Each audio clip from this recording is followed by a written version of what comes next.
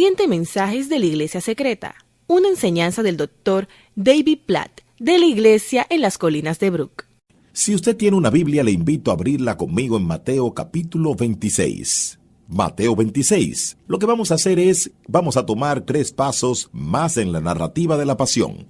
Hemos comenzado con la última cena y ahora habremos de ir al jardín. Y luego iremos a la cruz y veremos 2 visiones de la cruz. El clamor de abandono. Dios mío, ¿por qué me has desamparado? Y el clamor o declaración de triunfo. Ya todo está cumplido. Así que en Mateo capítulo 26, verso 36, quiero que leamos esto justo ahora. Sinclair Ferguson dijo, el jardín de Getsemaní, una de las escenas más sagradas y solemnes en toda la Biblia. Mateo 26, 36. Luego fue Jesús con sus discípulos a un lugar llamado Getsemaní y les dijo, siéntense aquí mientras voy más allá a orar. Se llevó a Pedro y a 2 de los hijos de Zebedeo y comenzó a sentirse triste y angustiado. Es tal la angustia que me invade que me siento morir. Les dijo, quédense aquí y manténganse despiertos conmigo. Yendo un poco más allá, se postró sobre su rostro y oró. Padre mío, si es posible, no me hagas beber este trago amargo, pero no se haga lo que yo quiero, sino lo que tú quieres. Luego volvió a donde estaban sus discípulos y los encontró dormidos. No pueden mantenerse despiertos conmigo ni una hora, le dijo a Pedro. Estén alerta y oren para que no caigan en tentación. El espíritu está dispuesto, pero el cuerpo es débil. Por segunda vez se retiró y oró. Padre mío, si no es posible evitar que yo beba este trago amargo, hágase tu voluntad. Cuando regresó nuevamente los encontró durmiendo porque se les cerraban los ojos del sueño. Así que los dejó y se retiró a orar por tercera vez, diciendo lo mismo. Volvió de nuevo a los discípulos y les dijo, sigan durmiendo y descansando. Miren, se acerca la hora y el Hijo del Hombre va a ser entregado en manos de pecadores. Levántense, vámonos, ahí viene el que me traicionará. El tema que quiero que veamos esta noche en el jardín de Getsemaní es un término teológico llamado propiciación. Y más adelante en sus notas puede ver cómo se deletrea propiciación. Esta es una palabra que todo seguidor de Cristo necesita conocer. No muchos de nosotros la conocemos, necesitamos conocer la propiciación. La verdad aquí es que Jesús soportó nuestra condenación y lo que he puesto como texto clave son 4 textos del Nuevo Testamento en donde vemos aquí esas figuras de la propiciación. Les quiero mostrar a ustedes cómo el jardín de Getsemaní resume esta verdad que Jesús sufrió condenación por nosotros y lo que la propiciación significa. Propiciaciones. Jesús soportó nuestra condenación. Recuerde en Romanos capítulo 3 verso 25 cuando dice la Biblia, Pablo escribiendo dice, Dios lo ofreció a Jesús como un sacrificio de expiación. De hecho, vaya allí rápidamente, busque en su Biblia Romanos 3 y mire conmigo el versículo 25. Dios lo presentó como un sacrificio de expiación. Ahora estoy pensando en que en todas las diferentes traducciones que probablemente hay en este salón, hay diferentes traducciones de ese versículo. Si usted tiene la Nueva Versión Internacional, la palabra son, Dios lo ofreció como un sacrificio de expiación. Y usted probablemente tiene una nota al pie de la página y la de una explicación o descripción adicional de lo que es este término en el Nuevo Testamento. Note al pie, en mi Biblia, dice, sacrificio de expiación, como el que deja de lado su enojo y quita el pecado. Y esta es la frase aquí que quiero que usted guarde en su mente. Dios se presentó como el que apartó la ira, quitó el pecado. Él es la verdad. Y está en sus notas. El pecado provocó la furia, el enojo y la ira del Señor. Pablo ha estado hablando acerca de esto desde el capítulo 1, versículo 18, por todo el capítulo 3, verso 19. La pecaminosidad del hombre y la ira de Dios hacia el pecado. El pecado provoca la ira, el enojo y la ira de Dios. Como pecadores, esto significa que merecemos llevar la ira de Dios contra el pecado. El pecado evoca la furia, el enojo y la ira de Dios. Nosotros somos pecadores, así que tenemos que llevar esa furia. Así que Jesús, como nuestro sustituto, nuevamente estamos tomando este diamante, la satisfacción a través de la sustitución. Estamos volviendo un poco más, puesto que nuestro sustituto, Jesús, se volvió el objeto de la furia de Dios y el enojo de la ira que no experimentaríamos. Y esto es lo que está ocurriendo en la cruz y especialmente en el jardín de Getsemaní. Jesús en la cruz está alejando la ira de Dios, quitando nuestro pecado. Ahora, de hecho hay 2 términos teológicos aquí. Uno es expiación, el cual significa que nuestro pecado es removido quitado es nuestro pecado, y la segunda parte de esa frase, Jesús quitó nuestro pecado. El haber expiado el pecado significa que lo quitó, lo removió. La propiciación significa que la ira de Dios es satisfecha. Cuando cantamos al principio, solo en Jesús, en esa cruz, está Cristo muerto, la ira de Dios fue satisfecha. Estábamos cantando acerca de la propiciación allí. No va bien con las canciones de adoración contemporánea. Usted no puede rimar con propiciación. No funciona. Así que en lugar de eso, vamos con esa frase, la ira de Dios fue satisfecha. Así, ¿qué es lo que significa y cómo está relacionado con el jardín? Cuando vemos a Jesús ir al jardín y 3 veces orando, Padre, si fuera posible que esta copa pase de mí, surge la pregunta, ¿qué copa está hablando Jesús? Cuando la respuesta puede sorprendernos a todos un poco. La copa es la cruz, no es primeramente un sufrimiento físico. Cuando usted ve a Jesús sudando sangre de sus poros en inmensa agonía, no es porque Él esté pensando acerca del dolor físico asociado con la crucifixión. La copa de la cruz es predominante, sufrimiento espiritual. Hay una realidad espiritual expresada en la oración, Padre, si fuera posible, pasa de mí esta copa. Y esto es importante, damas y caballeros. Jesús no es un cobarde en enfrentar a los soldados romanos. Si estuviese acobardado en el jardín acerca de lo que los soldados estaban por hacerle, entonces, ¿qué podemos decirles a los incontables mártires que desde ese día que han ido a sus muertes cantando? El hombre de la India que fue desollado vivo miró a su torturador y le dijo, quita mi atuendo exterior hoy. Hoy me he visto de un nuevo atuendo. Hoy me he visto de un nuevo atuendo. Christopher Love, cuando es conducido a la horca y su esposa está aplaudiéndole y diciéndole, hoy te maltratarán de tu cabeza física, pero no pueden hacerlo en tu cabeza espiritual.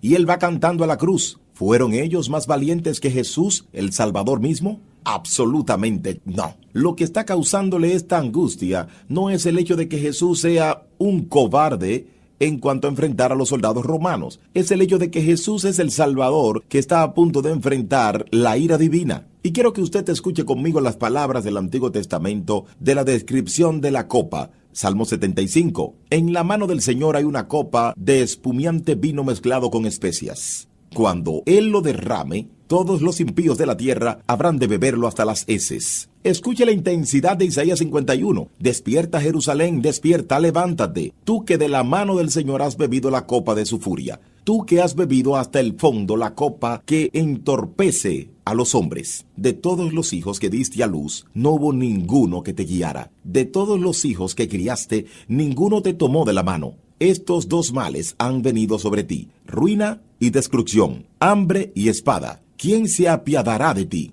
¿Quién te consolará? Tus hijos han desfallecido como antílopes, atrapados en la red. Han caído en las esquinas de las calles, sobre ellos recae toda la furia del Señor, todo el reproche de su Dios. Por eso escucha esto. Tú que estás afligida, que estás ebria, pero no de vino, así dice el Señor y Dios, tu Dios, que aboga por su pueblo. Te he quitado de la mano de la copa que hacía tambalear. De esa copa, que es el cáliz de mi furia, jamás volverás a beber. Jeremías 25. Toma de mi mano esta copa del vino de mi ira, y dásela a beber a todas las naciones a las que yo te envíe. Cuando ellas la beban, se tambalearán y perderán el juicio, a causa de la espada que voy a enviar contra ellos. Ezequiel 23, beberás la copa de tu hermana, una copa grande y profunda, llena está de burla y escarnio, llena de embriaguez y dolor. Es la copa de ruina y desolación. Habacuc 2, con esto te has cubierto de ignominia y no de gloria. Pues bebe también tú y muestra lo pagano que eres. Que se vuelque sobre ti la copa de la diestra del Señor, y sobre tu gloria la ignominia. En Apocalipsis 14, algunas de las distinciones más humillantes de la ira de Dios. Apocalipsis, beberás también el vino del furor de Dios, que en la copa de su ira está puro, no diluido. Será atormentado con fuego y azufre, en presencia de los santos ángeles y del Cordero.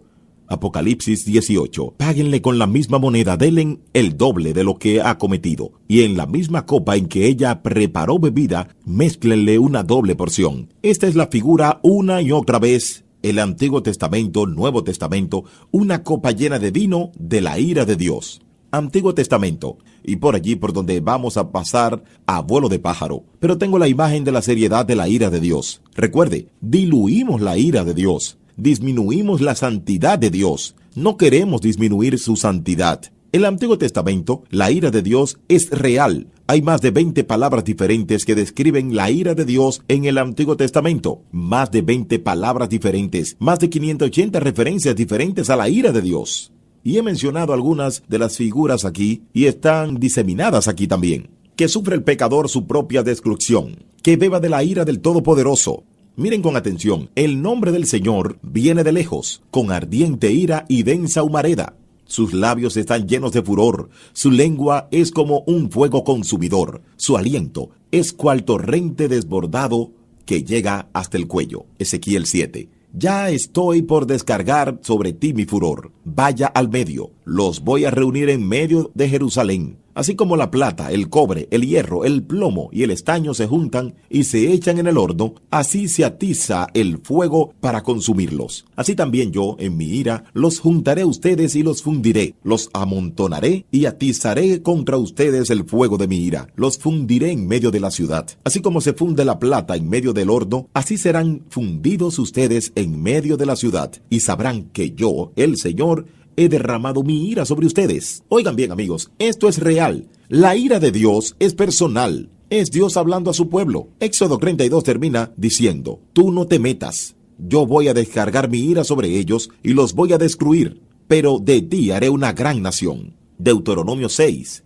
Pues el Señor tu Dios está contigo y es un Dios celoso. No vaya a ser que su ira se encienda contra ti y te borre de la faz de la tierra. Este es Dios en medio de su pueblo. La ira de Dios es personal y esto es intenso, muy intenso. Es intenso como si lo que hemos visto no fuera suficiente. Escuche esto en Isaías 13. Viene el Señor con las armas de su ira para destruir toda la tierra. Giman. Que el día del Señor está cerca. Llega de parte del Todopoderoso como una devastación. Por eso todas las manos desfallecen. Todo el mundo pierde el ánimo. Quedan todos aterrados. Dolores y angustias los atrapan. Se retuercen de dolor, como si estuvieran de parto. Espantados, se miran unos a otros. Tienen el rostro encendido. Miren, ya viene el día del Señor. Día cruel, de furor y ardiente ira. Convertirá en desolación la tierra y exterminará de ella a los pecadores. Ezequiel 5 es lo mismo. La ira de Dios es intensa. Dios intensamente aborrece el pecado. No hagan estas cosas detestables. Las odio, dice Dios. Él odia intensamente el pecado y, como hemos hablado, Dios en su santa ira intensamente odia a los pecadores. Es lo que dice la Biblia. No lo podemos suavizar. Oiga bien, amigo, no suavice esto. Tú odias a todo el que hace lo malo. El Señor examina a justos y a malvados y aborrece a los que aman la violencia. Su ira es intensa, es soberana, es autoritaria. Cuando el desastre viene a la ciudad, no lo ha causado el Señor. La ira de Dios es firme. La ira de Dios no es irracional, damas y caballeros. Es estable, es consistente, es predecible. El mal siempre provoca la ira de Dios. Dios es juez justo quien expresa su ira cada día. La ira de Dios es firme, es pura. Sus ojos son demasiado puros para mirar la maldad. Tú no puedes tolerar el mal. Su ira fluye de su pureza. La ira de Dios es amorosa. ¿Qué quieres decir con que la ira de Dios es amorosa, David Platt?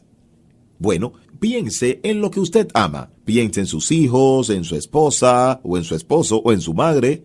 Piense en su papá, o quien sea. Piense acerca de su amor. Cualquier cosa que amenace hacerles daño habrá de ser enfrentada por usted con suma resistencia. Yo amo a mi esposa, amo a mis niños, y como resultado, lo que amenaza dañarles evoca una respuesta de mi parte, lo que no es bueno para ellos, y hay muchas cosas en esta cultura por las que hay, pero en mi corazón, una ira santa, y no quiero que ellos sean arrastrados por esto. Esta es una imagen de la ira de Dios. Es amoroso, así que ese es el Antiguo Testamento. En cambio, el Nuevo Testamento, la ira de Dios continúa. El que cree en el Hijo tiene vida eterna, pero el que lo rechaza no sabrá lo que es la vida eterna, sino que permanecerá bajo el castigo de Dios. Señores, la ira de Dios es continuamente revelada. La ira de Dios viene. Jesucristo dijo, carnada de víboras, ¿quién les dijo que podrán escapar del castigo que se acerca? Pablo en Romanos dice, están almacenando ira para el día de la ira de Dios. Está viniendo, la ira está revelada. También habla acerca de la condenación en Romanos 3. Es merecida, nosotros merecemos la condenación de parte de Dios. Es merecida, la ira de Dios es eterna. ¿Por qué dice algo tan serio acerca del pecado? Jesús, si tu mano o tu pie te hace pecar, córtatelo y arrójalo. Más te vale entrar en la vida eterna manco o cojo que ser arrojado al fuego eterno con tus dos manos y con tus dos pies. Y si tu ojo te hace pecar, sácatelo. Más te vale entrar tuerto en el reino de Dios que ser arrojado con los dos ojos al infierno, donde gusano no muere y el fuego no se apaga. Es eterno. La ira de Dios es final. Él castiga a quienes no conocen a Dios y no obedecen el evangelio de nuestro Señor Jesús. Ellos serán castigados con destrucción eterna y expulsados de la presencia del Señor y la majestad de su poder. La ira de Dios es terrible. En Apocalipsis 6, pedirán a las montañas, caigan sobre nosotros y escóndanos de la ira del que está sentado en el trono y de la ira del Cordero, porque ha llegado el gran día del castigo. ¿Quién podrá mantenerse en pie? Y la ira de Dios, damas y caballeros, es irreversible. La mitad de Apocalipsis 14, del 9 al 11, habla acerca del humo de ese tormento, sube por los siglos de los siglos. Es el lenguaje del Nuevo Testamento. Usted no puede llegar más lejos que eso, por los siglos de los siglos. Apocalipsis 20 habla acerca del juicio. Apocalipsis 20 habla acerca del juicio. Si el nombre de alguien no es hallado en el libro de la vida, será arrojado al lago de fuego, irreversible. Así que esta es la figura que tenemos en el Antiguo Testamento y en el Nuevo Testamento. Una ira verdadera, intensa, personal, continua, horrenda, irreversible, eterna. Sobre la cruz descubrimos al único que aparta la ira de Dios. Propiciación. Dependiente de la iniciativa de Dios, es la clave aquí. Que Dios se presentó, Él como el único que podía quitar su ira. Hay religiones paganas en donde está el concepto de propiciación, en donde un Dios, los dioses están furiosos y necesitan hacer estas cosas para aplacarlas, para satisfacer la ira de los dioses. Esto no es enseñado aquí en el Nuevo Testamento, porque la realidad es, no somos objetos de la ira y no hay nada que podamos hacer para satisfacerlo. No importa si son obras religiosas, no cuente con que las buenas acciones puedan cubrir el pecado que provoca la ira de Dios, la furia y el enojo de un Dios santo hacia nuestro pecado. Y en nuestro pecado, y así que es la propiciación inicial. Nosotros tratamos de calcular qué podemos hacer para propiciar a un Dios enfadado. Es Dios mismo diciendo, voy a iniciar la propiciación. La propiciación depende de la iniciativa de Dios. Es cumplida por el Hijo de Dios. Es una de esas palabras que vemos en Romanos 3. Jesucristo es justo. Él es el sacrificio por nuestros pecados. Esta es la figura, el sacrificio expiatorio. Y no tenemos tiempo de mirar Juan 3 y Números 21, pero es una figura del pueblo pecador que merecen la ira de Dios. Vamos a pasar rápido sobre esto, porque no tenemos tiempo para hacerlo detenidamente, lo siento. La propiciación es una demostración. Así que es cumplida por el Hijo de Dios, iniciada por el Padre, y es una demostración de amor de Dios. Ahora, aquí es donde verdaderamente vemos toda la figura completa. Primera de Juan 4:9. Así manifestó Dios su amor entre nosotros, en que envió a su Hijo unigénito al mundo para que vivamos por medio de él. En esto consiste el amor. No en que nosotros hayamos amado a Dios, sino que Él nos amó y envió a su Hijo para que fuera ofrecido como sacrificio por el perdón de nuestros pecados. Lo que nosotros necesitamos ver es que ustedes tengan a Dios, Trinidad, Padre, Hijo y Espíritu Santo. 3 personas diferentes, un Dios en 3 personas. Hola, ¿qué tal? Soy el pastor David Platt, una vez más con ustedes. Necesitamos ver la figura de Jesucristo en esta ocasión. Lo que necesitamos ver en el Padre y en el Hijo es el Padre y el Hijo trabajando al unísono aquí. La figura en la propiciación no es un hijo amoroso que está tratando de aplacar la ira de su padre. Tenemos un Padre amable en la figura. No tenemos el Hijo y el Padre por caminos diferentes. Ellos están al unísono en esta figura. El Hijo de Dios fue enviado, Jesús, fue enviado por el amor del Padre. El Padre envió a su Hijo Jesús por su amor. Así que es el amor del Padre que hace la propiciación posible. 40 veces en el Evangelio de Juan, usted tiene a Juan mencionando que el Padre envió al Hijo. Jesús habló acerca de cómo el Padre le envió. Está claramente resumido en el capítulo 3 verso 16 del libro de Juan. Porque tanto amó Dios al mundo, que dio a su Hijo unigénito, para que todo el que cree en Él no se pierda, sino que tenga vida eterna. Así que lo que tenemos es el amor del Padre que envía al Hijo. Y luego, la ira de Dios es soportada por el amor del Hijo. El Hijo de Dios es enviado por el amor del Padre. La ira de Dios es soportada por el amor del Hijo. Usted no tiene al Hijo participando involuntariamente y diciendo, bueno, si tengo que... Esto no es simplemente un accidente. Hermanos y hermanas, no es la imagen. Se cuenta con frecuencia la historia del operador de puente y el tren viene. Algunos de ustedes han escuchado esta historia. El padre y su hijo. Ellos están allí y viene el tren. Y el niño estaba correteando por allí para jugar. Él está con su padre en el trabajo durante todo el día. Y el niño es sujetado y el tren se está acercando. Y el padre tiene que liberar la palanca para que baje el puente. Y de esa forma las personas en el tren no mueran. Y él está enfrentado por esta decisión. ¿Salvo a mi hijo y que el resto de las personas mueran? ¿O mato a mi hijo al poner esta palanca para abajo y dejar que la gente viva? Así que esto es lo que, por lo general, una ilustración que es utilizada para describir la cruz.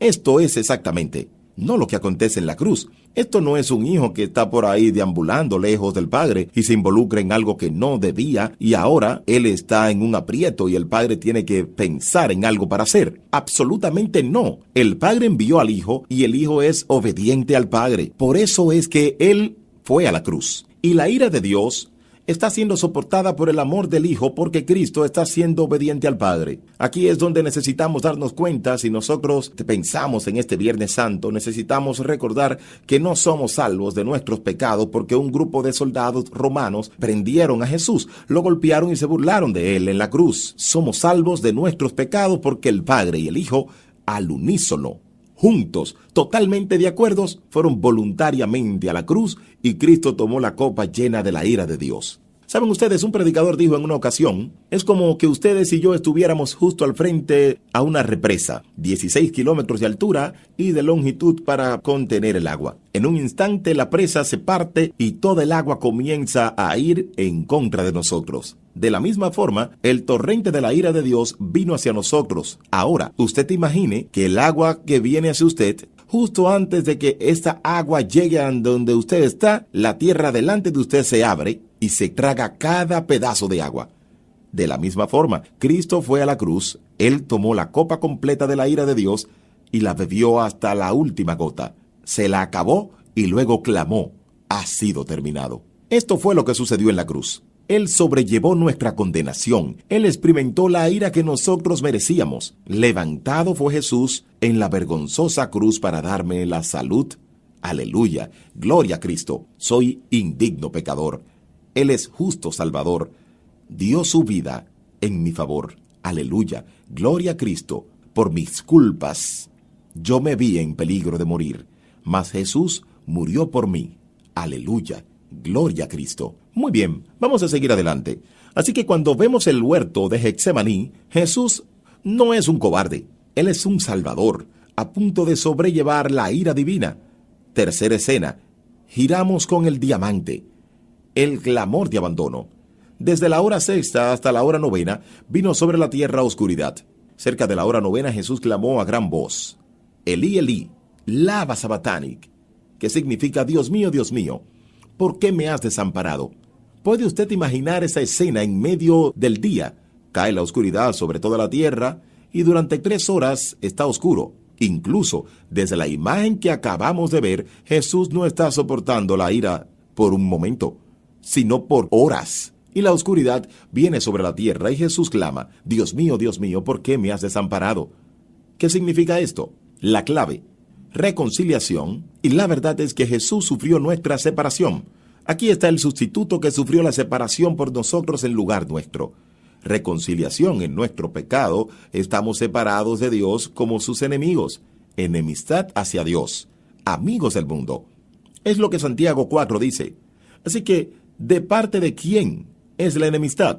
Es de parte de Dios. Y la respuesta está en la Escritura, de ambos. El hombre es hostil con Dios. Romanos 1. Al final dice que somos aborrecedores de Dios. La mente pecadora es hostil a Dios. Romanos 8. Al mismo tiempo, Dios es hostil al hombre. Como hemos visto en el sentido de que su ira está sobre pecadores. Y así, en nuestro pecado estamos separados de Dios como enemigos. A través de nuestro sustituto, debido a nuestra sustitución, estamos reconciliados con Dios como sus amigos. Dos textos claves, 2 Corintios 5 y Romanos 5. Si alguno está en Cristo, es una nueva criatura. Las cosas viejas pasaron, todo lo nuevo vendrá. Todo esto es de Dios, quien nos reconcilia consigo mismo a través de Cristo, sin contar los pecados de los hombres contra ellos. Luego él dice, reconcíliense con Dios. Al que no cometió pecado alguno, por nosotros Dios lo trató como pecador, para que en él recibiéramos la justicia de Dios. Y luego, Romanos 5, en verdad, hasta el versículo 11, porque cuando éramos enemigos de Dios, fuimos reconciliados con él mediante la muerte de su Hijo. Con cuanta más razón, habiendo sido reconciliados, seremos salvados por su vida. Y no solo esto, sino que también nos reconciliamos en Dios por nuestro Señor Jesucristo, pues gracias a Él ya hemos recibido la reconciliación. Esto es Romanos 5, del 9 al 11. La imagen aquí es la de un sustituto que nos reconcilia con Dios como amigos de Dios. Una vez enemigos, ahora amigos. La diferencia consiste en un sustituto. ¿Cómo funciona esto? ¿Y qué hace esto reconciliado a este clamor? El mismo Dios. ¿Por qué me has desamparado? Piense en lo que sucederá en la cruz. Allí, cuando Él dice esto, ¿cuál es el significado de estas palabras? Primero, lo que no son. Cuando Jesús clama, Dios mío, ¿por qué me has desamparado?, no es un clamor de incredulidad. Algunos han dicho como que hemos visto a Jesús casi como un cobarde en el huerto de Getsemaní. De alguna forma, en este momento de supremo autosacrificio, Jesús carece de fe o confianza en el Padre, y esto no es en absoluto lo que está sucediendo aquí. Jesús ha dicho, Él sabe a dónde se dirige. Yo me iré y regresaré a ustedes. Él confía, no es un grito de incredulidad, tampoco es un grito de confusión. Jesús está preguntando, ¿por qué estoy muriendo? ¿Por qué está sucediendo esto? Él había dicho que esto sucedería. No es un grito de confusión, tampoco es un grito de desesperación. ¿Qué dice Hebreos 12:2? Fijemos la mirada en Jesús, el iniciador y perfeccionador de nuestra fe. ¿Por el qué? Por el gozo que le esperaba, soportó la cruz. Él le dijo a sus discípulos a dónde estaba yendo, qué estaba haciendo. En Mateo 27, allí dice, Dios mío, ¿por qué me has desamparado? Vea que está citando el Salmo 22, verso 1, y estaremos mirando este salmo. El salmista, que ha clamado, Dios mío, ¿por qué me has desamparado?, llega a la conclusión de que Dios no lo ha despreciado a él, ni ha ocultado su rostro de él, sino que ha escuchado el grito de ayuda. Así que no es un grito de incredulidad, de confusión, de desesperación. ¿De qué es entonces el grito?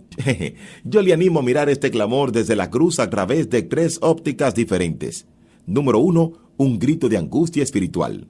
Él cita el Antiguo Testamento, Salmo 22, versículo 1. Usted lo ve en el manual allí que usted tiene en la mano. A la luz de lo que hemos visto, Cristo está experimentando la profundidad de la ira de Dios. Si usted piensa en esto, Él estuvo transpirando gotas de sangre en la anticipación de esto. ¿Cómo habrá sido para el Dios Santo del universo en la carne experimentar todo el peso de la ira, la infinita ira por los pecados? Así que hay angustia espiritual abrumada por el juicio del pecado derramado sobre Él en ese momento. Segundo, un grito de alienación racional. Hubo una separación real del Padre en un sentido, de la que hablaremos en un momento más adelante. Regresaremos a esto, y es reflejado en la oscuridad. Estas 3 horas de oscuridad, y no malinterprete esta imagen. Algunos predicadores han dicho, bueno, Dios miró hacia abajo y no pudo soportar lo que los soldados le estaban haciendo a su hijo, así que dio vuelta. Absolutamente negativo. Dios miró hacia abajo y no pudo soportar nuestro pecado y mi pecado sobre su hijo,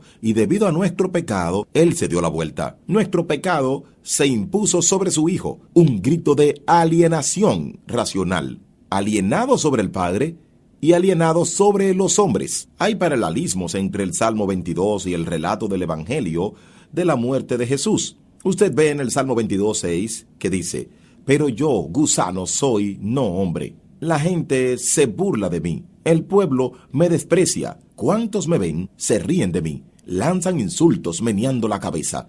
Confía en el Señor, pues el Señor que lo ponga a salvo, ya que en Él se deleita, que sea Él quien lo libre. Y luego usted ve la imagen en Mateo 27, los que pasaban meneaban la cabeza y blasfemaban contra Él. Tú que destruyes el templo y en 3 días lo vuelves a reconstruir, sálvate a ti mismo. Si eres el Hijo de Dios, baja de la cruz. ¿Lo ve? Hay paralelos aquí.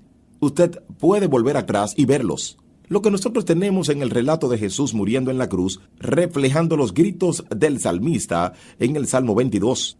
Aliento por ellos que él amaba. Pedro, los discípulos, una imagen de alienación del Padre y los hombres de una manera muy real.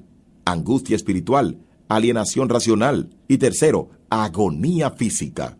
Estamos hablando de los misterios teológicos, de las verdades, pero no podemos pasar por alto la imagen física. Yo pienso que nosotros tenemos una tendencia muy peligrosa de hacer atractiva la imagen física. De esto hablamos todo el tiempo cuando hablamos de la cruz. Hablamos de todas las facetas físicas del sufrimiento y pienso que podemos hacer demasiado llamativas algunas de estas cosas, pero aún así son realidades. Él fue clavado, sus pies, sus manos, a una cruz, con una corona de espinas clavada en su cabeza.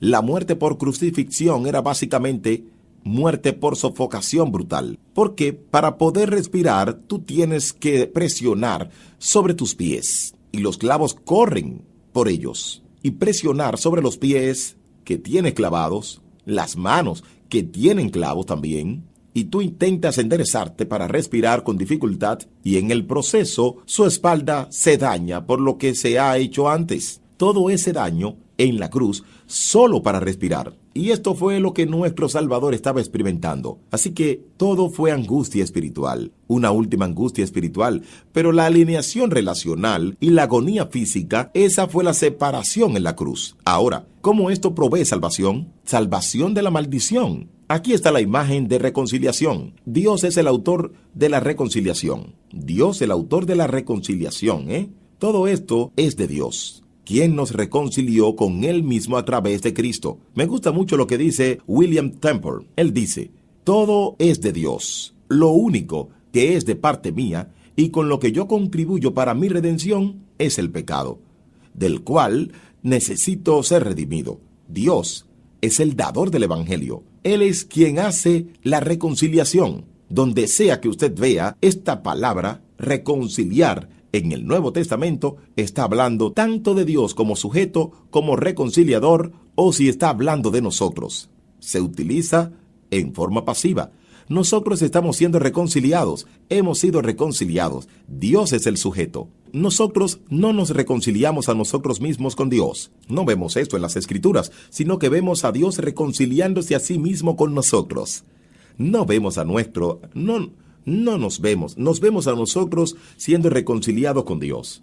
Él es el dador del Evangelio. Segundo, Él es el regalo del Evangelio. Él nos está reconciliando con Él mismo. Es por esto que nosotros hablamos acerca del evangelismo, del Evangelio, hablamos acerca del bien, creer en Cristo, y ustedes obtienen el perdón de sus pecados y obtienen vida eterna, y ustedes obtienen su mejor vida, y todas esas cosas. No, tú tienes a Cristo y obtienes a Dios. Y todas esas cosas vienen de Dios. Pero nosotros hemos quitado a Dios mismo y como predicamos la cruz y el Evangelio y ofrecemos sus regalos en lugar de esto. Él nos está reconciliando con Él mismo. Y Él es el supremo tesoro, no su regalo. Dios es el tesoro que es adquirido por nosotros. Estamos siendo reconciliados a una persona, a Dios. Él es el regalo del Evangelio y Él es la meta del Evangelio. Dios lo diseñó de esta manera. Para quien entrega la gracia, tiene la gloria. Y si se le agrega algo a esta imagen, el crédito es para nosotros. Y ese no es el diseño de la cruz y no es el diseño del Evangelio. Dios es el autor de la reconciliación. Cristo es el agente de la reconciliación. Él es quien lo hace posible, quien reconcilia al hombre con Dios. Y a esto es a lo que llega Gálatas capítulo 3, el texto clave. Gálatas 3:10 nos dice que nosotros estábamos bajo la maldición de la ley de Dios. Gálatas 3:10 dice, maldito sea quien no practique fielmente todo lo que está escrito en el libro de la ley. Esta es la cita. Esta es una cita directamente de Deuteronomio 27, versículo 26. Y la imagen es, todo aquel que no obedece la ley de Dios está totalmente bajo maldición. La ley de Dios no es un tenedor libre religioso donde usted toma esto y esto y esto, y usted deja esto y deja aquello y deja esto o deja lo otro. Ustedes decidieron lo que es mejor para ustedes. Esta no es la forma en que esto funciona o en que funciona la ley de Dios. Ustedes desobedecen en un punto, desobedecieron en todo el trato y están bajo maldición debido a eso. Cuando vamos a Deuteronomio 27 y 28 vemos las bendiciones y las maldiciones. Maldito el hombre que hace esto, maldito el hombre que hace aquello, bendito el hombre que hace esto y aquello. De esto se trata Deuteronomio 27 y 28. Cuando pensamos de esta imagen de bendición y maldición, oiga, siga conmigo ahora, bendición y maldición. Bendición, ser bendecido, es experimentar la presencia favorable de Dios. Ser bendecido es experimentar la presencia favorable del Señor. Números 6, del 24 al 26. Un gran ejemplo de esto. El Señor te bendiga y te guarde. El Señor te mire con agrado y te extienda su amor. El Señor te muestre su favor y te conceda la paz. Esto es bendición. Esta es la hermosa visión del rostro de Dios. Esta es la imagen, bendición. Y la bendición a lo largo de todo el Antiguo Testamento era la recompensa por la obediencia. Deuteronomio 28. Si realmente escuchas al Señor tu Dios y cumples fielmente todos estos mandamientos que hoy te ordeno, el Señor tu Dios te pondrá por encima de todas las naciones de la tierra. Si obedeces al Señor tu Dios, todas esas bendiciones vendrán sobre ti y te acompañarán siempre. La clave, si obedeces al Señor tu Dios. Bendición, experimentar la presencia favorable de Dios. Esa es la recompensa por la obediencia, porque estamos caminando con Dios. De otro lado, una maldición. Maldición es ser eliminado de la presencia favorable de Dios. La maldición es lo opuesto a la bendición. Así que lo que significa ser maldecido, en vez de Dios dando vuelta su rostro hacia ti, es Dios dando vuelta, dando su espalda hacia ti y apartando su rostro de ti, apartado de la cruz su presencia favorable. Esto es lo que Dios dice en Éxodo 33. Él dice, a un pueblo en pecado, si voy con ustedes, los destruiré en el camino. No tendrán mi presencia favorable con ustedes. Es la imagen que vemos en 2 de Reyes 23 y 24. Ahora, la razón por la que estoy diciendo que la presencia favorable de Dios aquí es porque yo pienso que a veces nosotros tenemos un malentendido allí. La realidad es la mayor parte del tiempo, cuando vemos la Escritura, la presencia de Dios es una imagen de la bendición de Dios. Es la imagen del favor de su presencia. Y cuando hablamos de la presencia del Señor, hablamos de ella en un sentido favorable. Asociamos las dos cosas juntas. Sin embargo, necesitamos darnos cuenta, Dios es omnipresente, ¿sí o no? Y cuando hablamos de ser apartados de su presencia, ¿cómo es esto posible? No lo es, definitivamente. Él está presente en todo momento. Así que cuando decimos que alguien ha sido apartado de su presencia, de lo que estamos hablando es cómo ellos están experimentando la presencia no favorable de Dios. Pero es una imagen de maldición, una presencia desfavorable. Y esa es la imagen que Dios le dice a su pueblo en Éxodo 33. Si mi presencia está con ustedes, yo los destruiré en el camino. Dios con nosotros no siempre es para algo bueno. Ahora, vea esto debido a Dios. Piense en la condenación eterna. Piense acerca del infierno. ¿Está Dios presente? Si respondemos que no, entonces Él no es omnipresente. El infierno es una demostración divina de la ira de Dios y el juicio de Dios. Hay un sentido real en su presencia. Ahora, es ser apartado de su presencia en el sentido que ha sido maldecido, pero no completamente. Es por eso que estamos hablando de la presencia favorable. La imagen aquí es ser maldecido. Significa no que la presencia de Dios se ha ido completamente, sino que nos ha dado la espalda y su maldición está sobre nosotros. Su maldición está sobre nosotros y esa es la recompensa por la desobediencia. Si ustedes no obedecen al Señor, su Dios, y no siguen fielmente todos sus mandamientos y decretos que Él les entregó hoy, todas estas maldiciones vendrán sobre ustedes. En otras palabras, ustedes verán su presencia revelada en la oscuridad y ahora estamos llegando al corazón de lo que está sucediendo en la cruz. Nosotros estamos bajo maldición de la ley de Dios. Merecemos la oscuridad de su presencia, su maldición sobre nosotros, apartados del favor de su presencia. Y lo que sucedió en la cruz es que Cristo se puso bajo la cruz, del juicio de Dios. Cristo nos redimió de la maldición de la ley, volviéndose una maldición para nosotros. Porque escrito está, maldito todo aquel que es colgado en un madero, citando aquí el Antiguo Testamento de Deuteronomio 21. Escuche esto, lo que acaba de ocurrir, Cristo murió en un tiempo en que el pueblo judío estaba bajo la autoridad romana. Los romanos que habían inventado la crucifixión, Jesús no fue apedreado hasta morir, él murió en un madero por una razón, para darnos una imagen de la maldición de Dios. Coloque Hebreos 13 allí, porque Jesús fue apartado de la presencia favorable de Dios. Hebreos 13 habla acerca de cómo él murió fuera del campamento. Y miramos en Levítico y vemos que el fuera del campamento representa el pecado del pueblo y la impiedad del pueblo. Si una persona tenía una enfermedad, debía salir del campamento. Si iban a apedrear a alguien por blasfemia, Levítico 24 dice que debía ser fuera del campamento, y allí es donde fue Jesús, y es una imagen de él experimentando la maldición, apartado de la presencia favorable de Dios, y Jesús recibiendo toda la recompensa de nuestra desobediencia. Siente el peso de 2 de Corintios 5.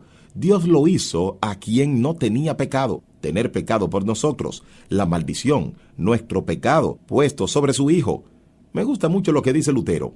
Nuestro Padre misericordioso, viéndonos oprimidos y abrumados con la maldición de la ley, y que nosotros nunca podríamos ser liberados de ella por nuestras propias fuerzas, envió a su único Hijo al mundo y colocó sobre él todos los pecados de todos los hombres, diciendo que sea Pedro el que niegue, Pablo el que persiga, blasfeme y cruel opresor, David el que adultere, ese pecador que comió el fruto en el paraíso, ese ladrón que estaba colgado en la cruz. En resumen, sé la persona al que se le encomiendan todos los pecados de todos los hombres. Veamos, por lo tanto, que tú pagues por ellos. Esta es la imagen. Él tomó la maldición completamente por nosotros para que nosotros podamos convertirnos. Ahora, tenga cuidado, porque aquí es donde nosotros tenemos que defender en nuestro pensamiento sobre la salvación. Pensar en lo que hacemos para ser salvos. Porque la realidad es, la salvación está basada completamente en lo que Cristo ha hecho y nosotros somos simplemente los receptores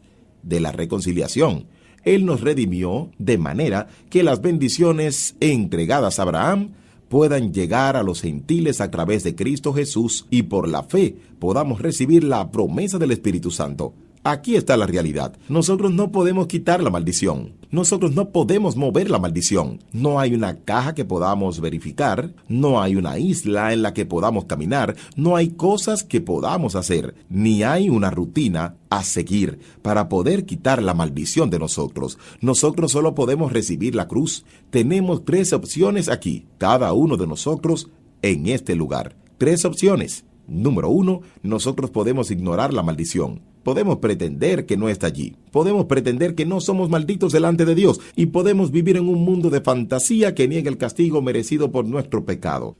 Segundo, nosotros podemos trabajar para superar la maldición. Nosotros podemos ir a la iglesia y podemos dar lo mejor de nosotros. Podemos orar y leer la Biblia y podemos intentar verificar todas las cajas que sabemos que deben verificarse, y además podemos hallar en nosotros mismos cayendo una y otra vez e intentando con más fuerza la próxima vez y con más fuerza aún, y sintiéndonos condenados y sintiéndonos como que no podemos lograrlo, intentando cada vez con más ganas, y podemos intentar vencer la maldición. Si tú te encuentras en esta posición, mi exhortación es que tomes la tercera opción. Aquí está. La tercera opción es no ignorar la maldición o intentar vencer la maldición.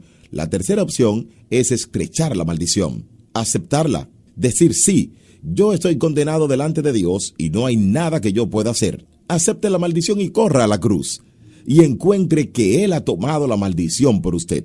Y entonces tú no necesitas intentar con más fuerza la siguiente vez porque Él ya lo ha tomado. Ya no hay condenación para aquellos que están en Cristo, porque la ley del Espíritu de vida nos ha hecho libres de la ley del pecado y la muerte. Él sufrió la separación para que podamos simplemente recibir la cruz. Seamos reconciliados con Dios. Reconciliémonos con Dios. Esa es la imagen. Dios convierte la oscuridad, la maldición, la recompensa por la desobediencia puesta sobre él en lugar de nosotros, para que nosotros pudiéramos ser reconciliados con Dios. Nosotros, que una vez éramos enemigos, ahora somos amigos. Última imagen de la cruz. Cuando él recibió la bebida, Jesús dijo, consumado es. Una palabra en el texto del Evangelio para decirnos, consumado es. Aquí está la pregunta. Jesús había muerto. Él no se había levantado aún del sepulcro. ¿Estaba realmente consumado? Absolutamente. Estaba consumado. Estaba terminado. Nosotros veremos el significado, especialmente del domingo, aquí en Brook Hills, y la resurrección. La clave aquí es la redención. Oiga bien esta palabra, redención. Jesús pagó nuestra deuda. Cuando Jesús gritó que estaba terminado, Él estaba declarando que Él había pagado la pena total por el pecado, sin deuda, sin pena que faltara pagarse. El pago por el pecado estaba completamente entregado. Me encanta lo que dice Armstrong. Él dijo, la deuda era tan grande que mientras solo el hombre la debía, solo Dios podía pagarla. Así que, ¿qué queremos decir cuando hablamos de redención? ¿Qué significa esta palabra? Tenemos el sacrificio de propiciación, reconciliación, redención. ¿Qué significa esta palabra? Significa que Jesús pagó nuestra deuda debido a nuestro pecado. Vivimos en un estado de esclavitud. Debido a nuestro pecado vivimos en un estado de esclavitud. Vivimos como esclavos. Somos esclavos de nosotros mismos. Esclavos del pecado, esclavos de nosotros, de una naturaleza pecaminosa, de la carne. Somos esclavos de Satanás, además. Debemos tener mucho cuidado aquí. Hablaremos más acerca de esto, no para seguir con toda esta teoría del rescate donde Satanás es capaz de hacerle demandas a Dios, sino que la realidad es que nosotros estamos cegados por Satanás, siguiendo los caminos de nuestro mundo y al gobernador del reino de la tierra, esclavos de la ley, encarcelados por la ley. Pablo dice en Gálatas 3 que somos esclavos de la muerte, todos aquellos cuyas vidas están en esclavitud por el temor a la muerte. Así que estábamos en un estado de esclavitud en nuestro pecado debido al precio que nuestro sustituto pagó. Somos librados de la esclavitud para vivir en libertad de la esclavitud a la libertad. De esto se trata Marcos 10:45. Es acerca del hecho de que somos esclavos y necesitamos un Salvador. Un Redentor divino es necesario. El Hijo del Hombre no vino para ser servido, sino para servir y para dar su vida en rescate por muchos. La misma palabra se utiliza en 1 de Timoteo 2:5 y 6. Un rescate por muchos. Esta es una gran palabra. Leucron, rescate. Cuando uno toma clases de griego, la primera palabra que se aprende es leuo. La primera palabra que se aprende es leuo. Leuo, poner en libertad. Poner en libertad algo, y esta es la idea, liberar, desatar. De esto se trata la cruz, es acerca de ser liberado, porque por la cruz nosotros somos libres del pecado. Quien ha muerto ha sido librado del pecado. Ustedes han sido librados del pecado. Somos libres de nosotros mismos. Cristo ha conquistado a la carne, la naturaleza pecaminosa. Somos libres de Satanás. La idea es cuando el precio del rescate es pagado. No hay un precio pagado para decir, ahora Satanás hace demandas a Dios. Aquí es donde la imaginación destruye a algunos. Así que no quiero que le suceda esto, sino que en la salvación somos liberados de la esclavitud espiritual, de las fuerzas del mal, liberados de Satanás, somos libres de la ley. Incluso aquí tenemos que tener cuidado, porque cuando hablamos de ser liberados de la maldición de la ley es santa, justa y buena según Romanos 7, y especialmente cuando se trata de la ley de Cristo. Somos libres por primera vez para obedecer a la ley de Cristo. Por eso es que está profetizado en Jeremías 31 y en Hebreos 10, que dice que ha sido cumplido y que somos libres de la ley en el sentido de la maldición de la ley. Somos libres de la muerte. Ahora, la manera de ver esta imagen en la cruz, tenemos que establecer la historia redentora, la redención anticipada del Antiguo Testamento. Isaías 43. No temas, yo te he redimido, yo te he llamado por tu nombre, tú eres mío. Tenemos toda clase de patrones en el Antiguo Testamento. Los hombres pagaban un precio para poder comprar una propiedad. Vean ustedes, les daré algunas ilustraciones de redención en el Antiguo Testamento para comprar una propiedad, para liberar a un pariente. Una persona podía liberar a un pariente de alguna clase de esclavitud en la que estuviera, pagando un precio de redención. Para liberar a un esclavo, ellos podían pagar un precio de redención. Podían liberar a exiliados. Esta era la imagen. Dios liberando a su pueblo del exilio. Note que en todos estos casos de redención había algo decisivo, había un alto precio que pagar. Entonces, la redención involucra pagar un precio. Redimir es pagar un precio. Dios pagó un precio para liberar a su pueblo de la esclavitud en Egipto. Cuando habla acerca de sacarlos de la esclavitud, de la cual vimos en la Pascua, Éxodo 6, habla acerca de cómo Dios los redimió con brazo extendido. Él pagó un precio para liberar a su pueblo del cautiverio babilónico, para rescatar a su pueblo de las consecuencias del pecado y la imagen dominante que tenemos de Dios en el Antiguo Testamento cuando llega a la redención. Dios como redentor. Es realmente su poder y su gracia envueltos en este cuadro. Dios demostró su poder como redentor. Si ustedes miran estos versículos, vayan y miren en 2 de Samuel 7, en el Salmo 77 y demás, y verán a Dios desplegando su poder en redimir a su pueblo. Es acerca de Dios, separando el Mar Rojo en Éxodo 14, redimiendo a su pueblo, y ellos sabrán que yo soy Jehová cuando muestre mi poder de esta manera. Y luego el pueblo de Dios ilustra su gracia como quienes han sido redimidos. Así que tenemos el poder y la gracia en esta imagen de redención. Dios tiene el poder para redimir y gracia que provoca que Él redima. Veremos rápidamente 2 historias del Antiguo Testamento. Esta es la parte romántica de nuestro encuentro. Así que acérquese a la persona que tiene a su lado, solo si usted está cerca de alguna persona que lo quiera, de cualquier manera.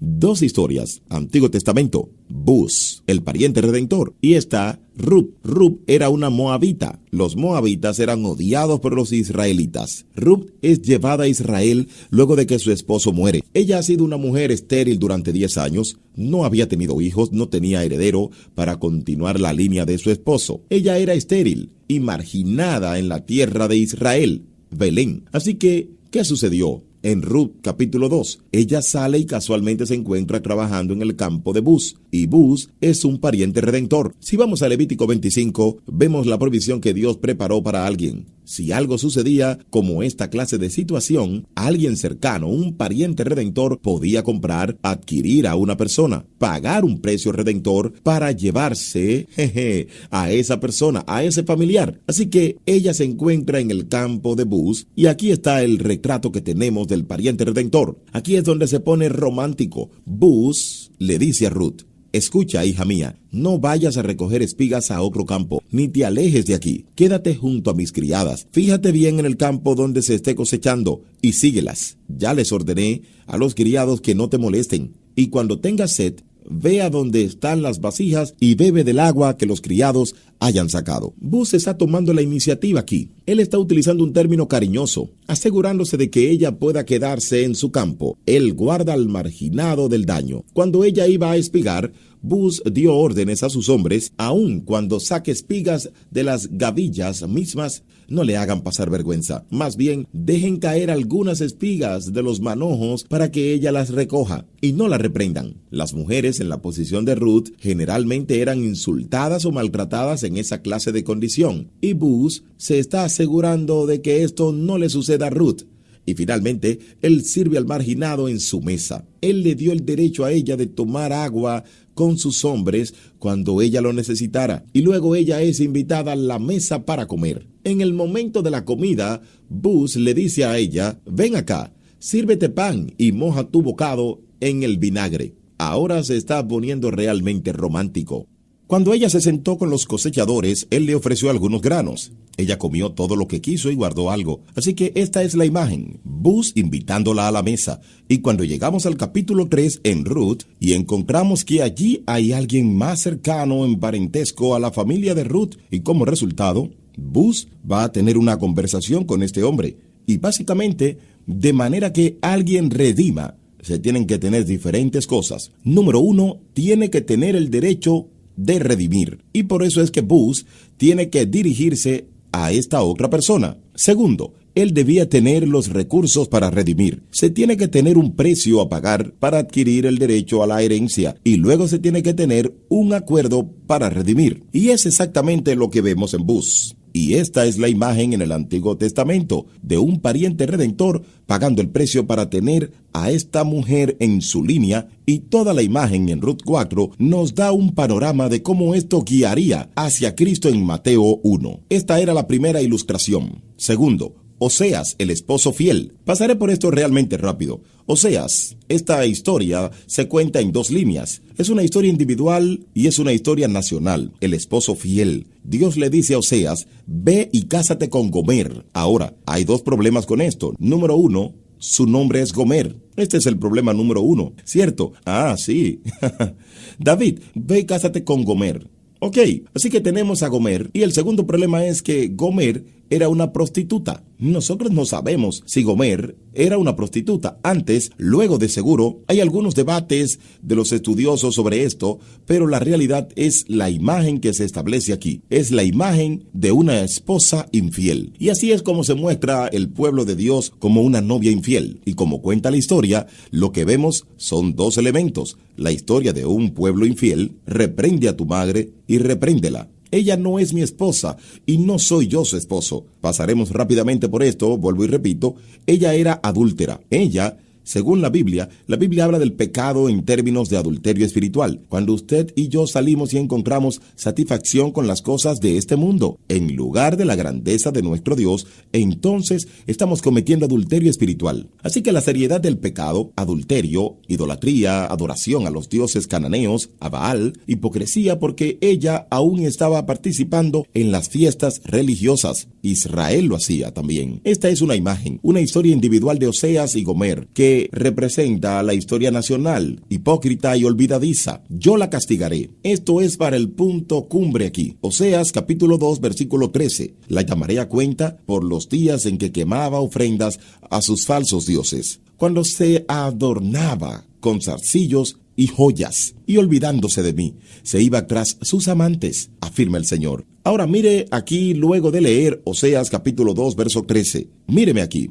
No mire abajo, aún. Ok, todos están mirando para acá. La acusación aquí es Dios diciéndole a su pueblo: adúltero, idólatra, hipócrita y olvidadizo. Todos sigan conmigo completamente aquí adelante. Yo continuaré para hacerles saber. No mire hacia abajo, no lea en su material. Pero la siguiente palabra en Oseas capítulo 2 verso 14. La siguiente palabra es: por consiguiente, yo quiero que usted piense en lo que está por venir. Mi novia ha sido adúltera, idólatra, hipócrita, y ella me ha dado la espalda y se ha olvidado de mí.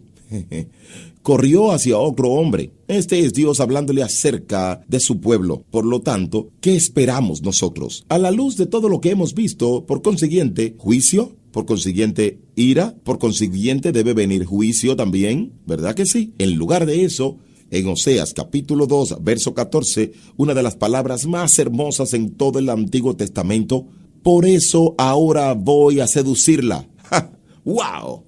Increíble. La llevaré al desierto y le hablaré con ternura. Un pueblo infiel y la historia de un Dios irrazonable. Él dice: yo la seduciré. La palabra es intencionalmente romántica. Es una palabra que solemos utilizar para describir cómo un muchacho quiere que una chica lo mire. Esta es una imagen de Dios diciendo: yo la voy a seducir para mí mismo. Yo la seduciré. Le hablaré cariñosamente. Yo la voy a restaurar. Tú no me llamarás solo Señor. Me llamarás esposo. Yo la protegeré, me desposaré con ella o responderé por ella y la estableceré. Y luego llegamos a uno de los más hermosos capítulos en el Antiguo Testamento, Oseas capítulo 3. Yo pagaré el precio por ella. Cuando Dios dice a Oseas: ve y paga el precio para traer de regreso a Gomer, ve y paga el precio de un esclavo para traerla de regreso a ti. Eso es lo que le está diciendo el Señor. Esta es la redención anticipada del Antiguo Testamento. En el Nuevo Testamento es redención alcanzada. Aquí está el trato.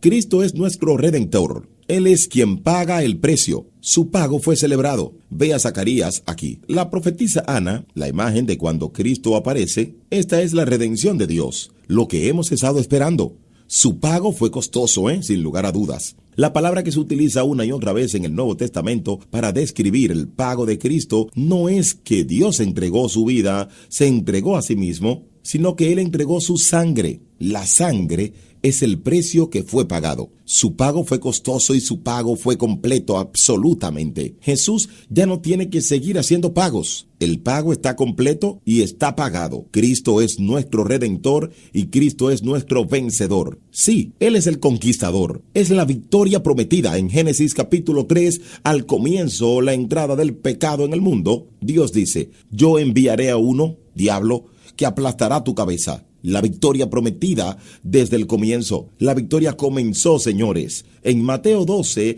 cuando aparece Jesús, vemos su poder sobre los demonios. Vemos su poder sobre la naturaleza, su autoridad sobre todas las cosas. Se consiguió la victoria. Escuche esto. Colosenses 2. Antes de recibir esa circuncisión, ustedes estaban muertos en sus pecados. Sin embargo, Dios nos dio vida en unión con Cristo, al perdonarnos todos los pecados y anular la deuda que teníamos pendiente por los requisitos de la ley. Él anuló esa deuda que nos era adversa, clavándola en la cruz. Escuche esto. Él lo quitó todo estando clavado en la cruz. Y habiendo desarmado los poderes y autoridades, Él hizo un espectáculo público de ellos, triunfando sobre ellos por la cruz. Presten atención a esto que voy a decir a continuación. Las personas pecadoras son perdonadas en la cruz y los poderes espirituales son derrumbados. Personas pecadoras perdonadas, poderes espirituales derrumbados. Cristo los ha desarmado. Él los ha avergonzado. Él los ha derrotado. Pecadores perdonados.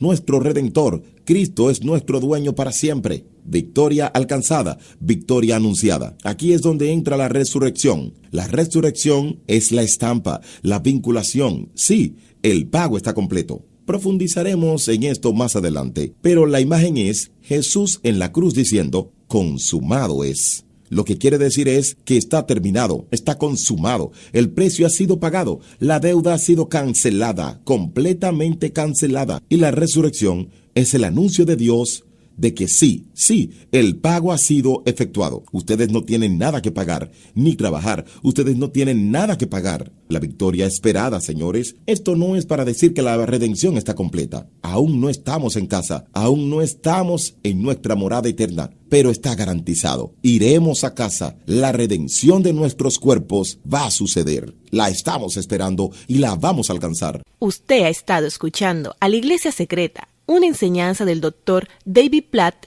de la Iglesia en las Colinas de Brook.